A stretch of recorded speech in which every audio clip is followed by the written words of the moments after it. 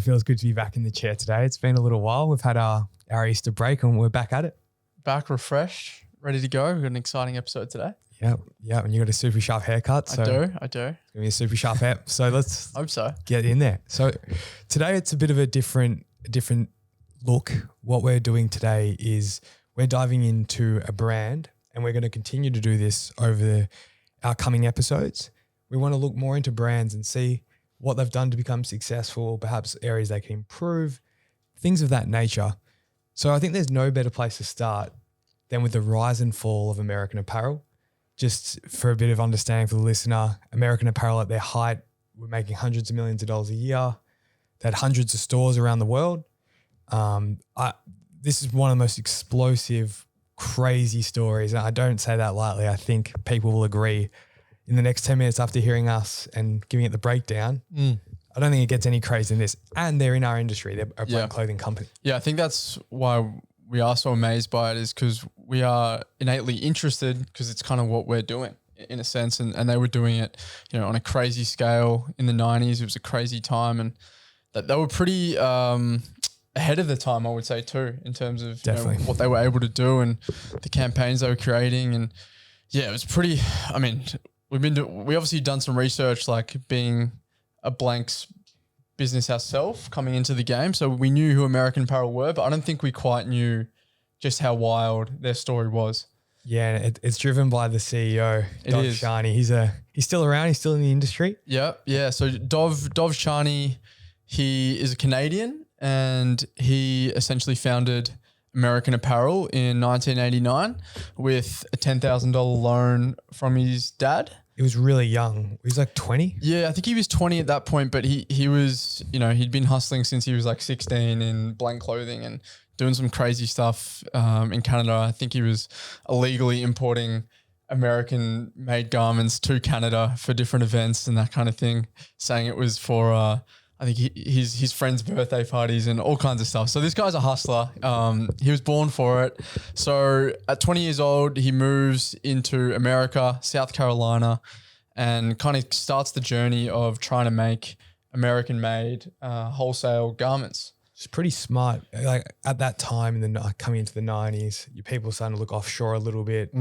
China, Bangladesh, India are becoming more viable options, aren't they? Yes. Yeah. So I suppose his major draw point was that this is all stuff that is made in the USA. And at the time, there wasn't really anyone else doing that. All the other competitors were offshore and overseas. So that was a real talking point for him. And I think that first, from 1989 when he started, it was just him immersing himself in the industry, figuring out what's what, understanding the whole process. Sounds like he made a lot of mistakes over that time, and he was just kind of a fish out of water, just jumping into it head first, see what it's all about. As we would know, there's a shitload of stuff that goes into it. So I'm sure he was going through all of that. But then ultimately that took him to 1997, where he moved to LA. He had a bit of success, packed up everything, moved to LA, and opened this incredible factory, Jesse. It's still there today. I think it's abandoned today in LA. It's 800,000 square feet. Yeah. Like we'll pull up something so you can have a little look. It's fucking incredible. It's a big ass space. It's like 10 floors as far as the eye can see kind of thing. Downtown LA. Yeah, it's ridiculous. I don't know how they did that, how he did that, but I don't know how he afforded it, but he made it work. This guy, if you Google him or watch a bit of YouTube, Dov Charney, he gives me Steve Jobs kind of energy, but on a almost like more intense scale, which is saying something. Yeah. He's a character, to say the least.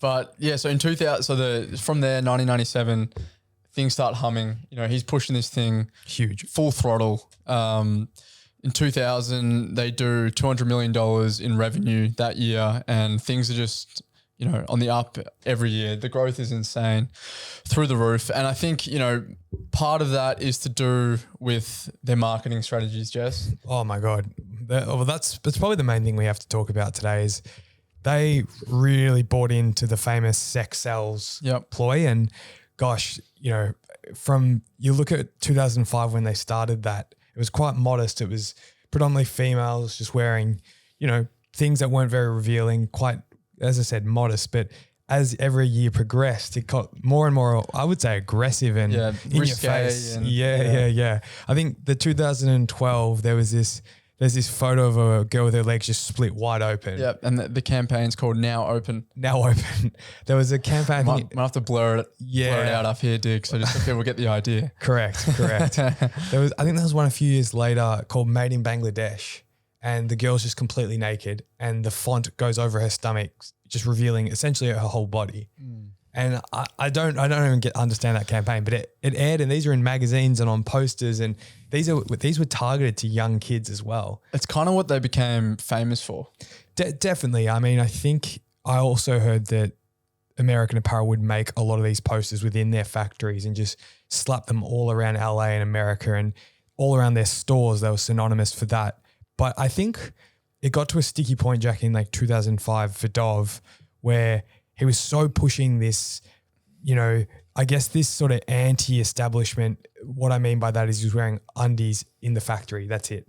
There's footage of him just walking around. I think he was interviewing, potential colleagues and employees, and doing that in his undies. First time you've ever met him. So like some stuff that's like, yes, you're progressive in a way, but this is also pushing the boundaries. Yeah, he was a very free spirit, to say the least. And I think that kind of was his biggest strength and greatest weakness as well. Yeah, which I think we've said on this podcast a few times now, is often your greatest strength is your greatest weakness. This is a guy who's gone to rallies. He's a very polarizing individual. But like, I think, so in that marketing, one thing that he did really well was another, who's made in the USA, and another big pitch or point of difference for American Apparel was that they offered fair work and, fair wages, and they were sweatshop free and making everything within America. Definitely. I think at that stage, a lot of companies were probably quite scared to show their operations and the behind the scenes, where Dov's campaigns were showing, the conditions. I think they paid a minimum of $13 US an hour, which the LA wage, I think still today. The minimum was $8. $8 at the time. It's still kind of like that. America's screwed up like that. Yeah. So that was big, and they were forward thinking with the types of fabrics they were using, a lot of organic cotton and recycled, and they were doing some cool things. So he was definitely, on the forefront, and there was a lot of good things happening with American Apparel. Yeah, I think a lot of people paint him in like a singular light, and a guy this polarizing with this much expertise. My ultimate opinion with him as an individual is he's great at certain things, like employing, a ton of immigrants, and he's an immigrant himself coming from Canada through to America. So he understood what that meant. But I also think on the flip side of that, in 2005, it was Home Depot. They did an audit of his team, and I believe a third of his workforce were illegal immigrants without any citizenship. So there's that blurred line between, you got to do things above board, I think, in this industry, especially when it's not just like 10 workers. That was 1,500 workers.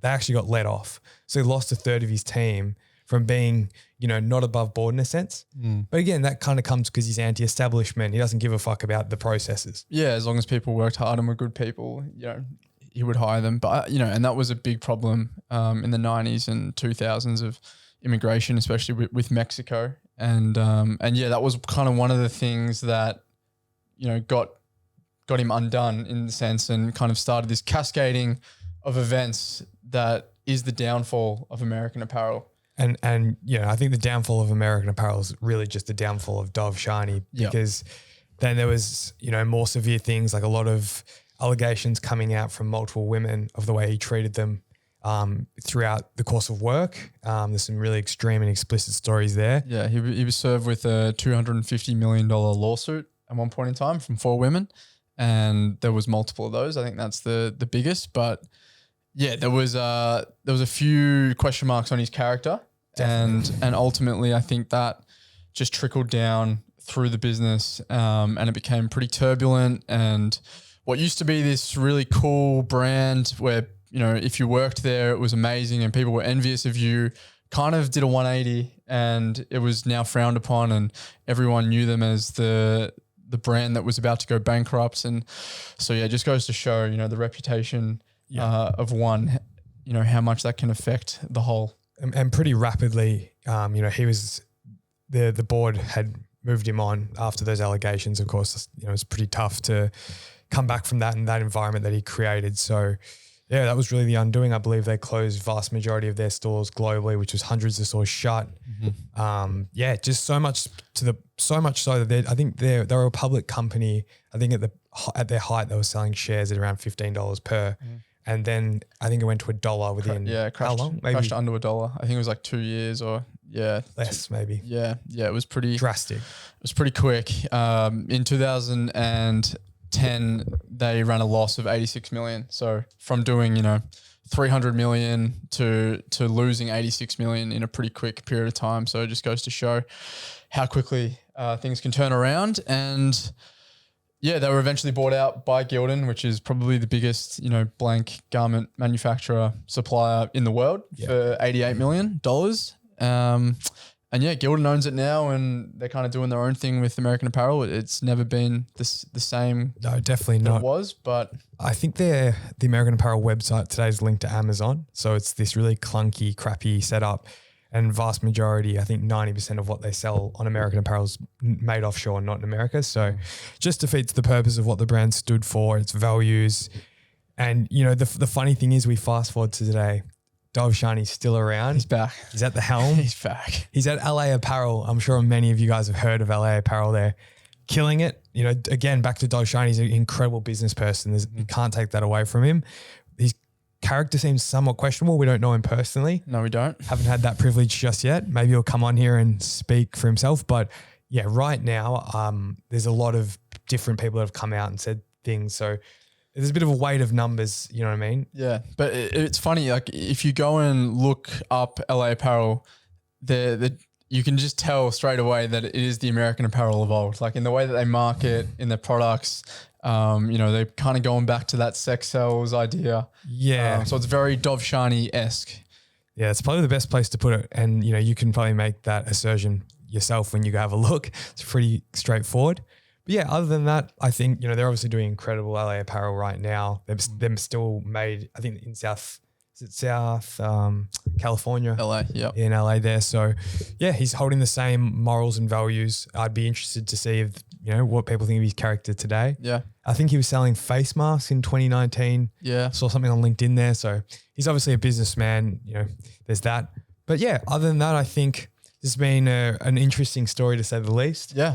I feel like I want to keep a keen eye on LA Apparel and just check what they're up to, especially outside of business too, just from like a team and culture. That's the word I was looking for, culture. Yeah, no, it's been cool to dive deep into American Apparel and understand the story, and probably for us as well, just to kind of see, all right, let's, because we're ultimately doing a similar thing. We probably don't want to end up like American Apparel ended up, but cool for us to, see where they went wrong and try to move through these things smoothly, hopefully.